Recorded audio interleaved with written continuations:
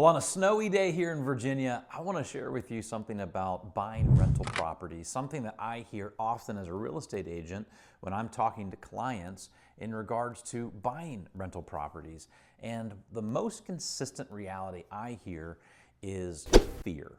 So many are fearful of actually purchasing a rental property because they've heard about the horror stories, right? They've heard about the bad tenants. Maybe their parents let somebody live in a house for 20 years and then they had to renovate the entire house. And while those are real stories and those are out there, I believe majority of those happen because homeowners are actually treating it more like a hobby instead of a business. Now I want to share with you 3 super easy, simple realities to help you actually have a successful rental property portfolio.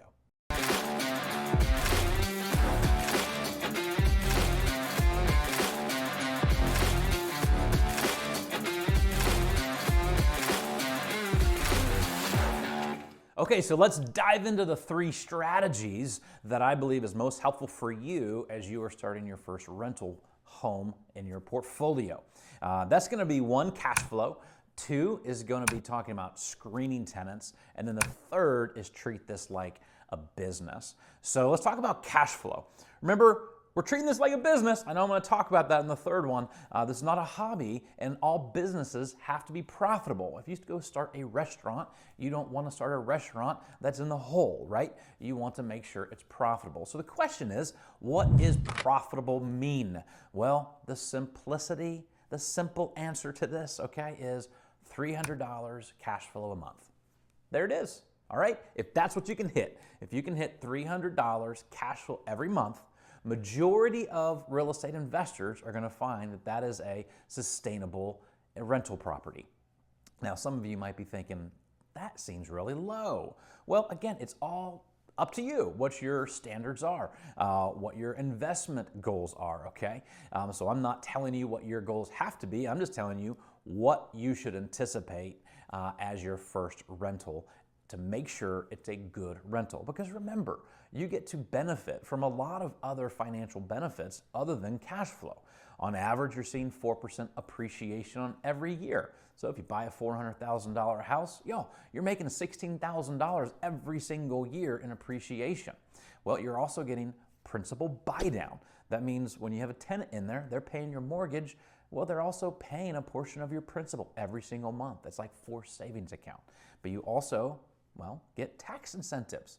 All right, you get tax incentives. You get to write off a lot of the expenses. Well, all of the expenses. You get to write off the interest. And then, of course, you have cash flow. So buying an investment property isn't simply about cash flow, but what I want to share with you is make it about cash flow. And once you hit the $300 minimum, then it may be a safe investment property for you to purchase. All right, so let's talk about the second strategy, and that is screening. Why this one is so important is majority of the horror stories that you hear is all about bad tenants, right? That's what you hear. Now, are there bad tenants? Yes, there are. But I say it's not the majority. It's not the majority, okay? You want to just know how to screen properly. That is the key. Now, some people, property managers, they say they want to see a minimum credit score. Again, totally up to you, what you want to choose. My philosophy is I don't have a minimum. I don't have a minimum credit score. I care more about what the story is that the credit score is telling me.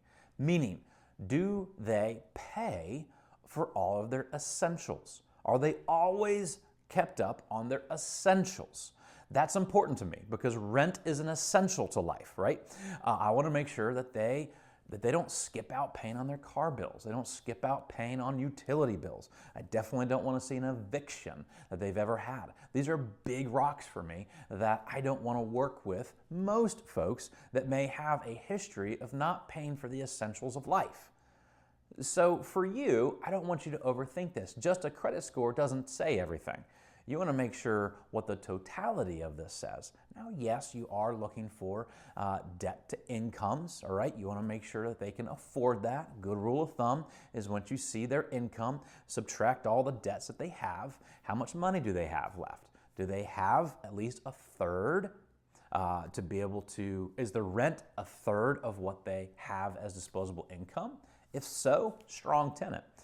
If not, you just have to have the conversation.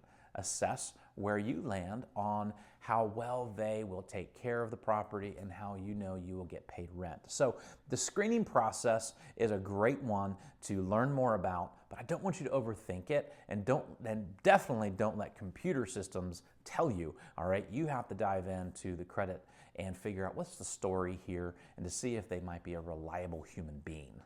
Okay. The third strategy, which is so essential, many just don't do, and they get in trouble for it, okay? And it's simple, is treat it like a business. All right, this is not a hobby. This is not just having a rental property as your hobby. No, this is a business. And that means business takes work. You have to maintain it a little bit. So this is not completely passive income. This is active investment. But it's a fun active investment, and I would say it's not hard. Hard is relative to many, but you have to run it like a business. So what do I mean by that? One, open up an LLC. That's essential. Okay, open up an LLC. Costs $50 every single year to keep it going. Transfer the deed into the name of that LLC. So if it's 123 Main Street, that's what you own, go make 123 Main Street LLC. That's it. Put it in an LLC, put the deed in the name of an LLC, and then go open up a business banking account in the name of that LLC. There you go, guys. Now all of the business expenses is separated from your personal. One, you have liability protection in this way. But two, you don't want to commingle money from your business and your personal finances. So when you have an LLC, you put it in the deed, and then you have a bank account open in the name of that LLC, that checking account, that business checking account, is where you pay the mortgage, is where you collect rent, is also where you pay for all of the expenses that there might be with the home.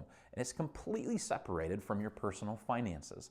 And then my encouragement is you also are going to have a business savings account when you open it. My goal is to always minimum have $5,000 as an operating budget in that saving account.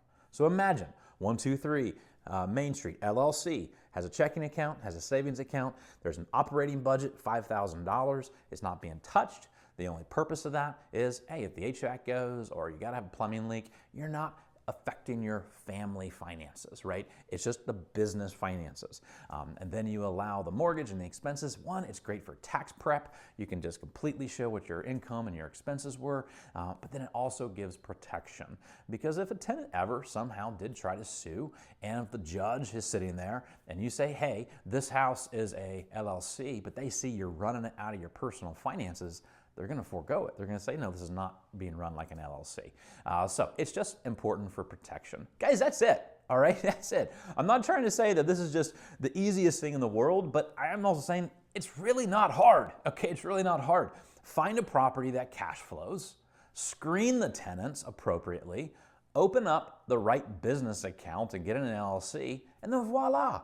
Enjoy the appreciation. Enjoy the principal buy down. Enjoy the tax benefits. Allow that cash flow to build up that security deposit or that operating budget that you have in there. That's it.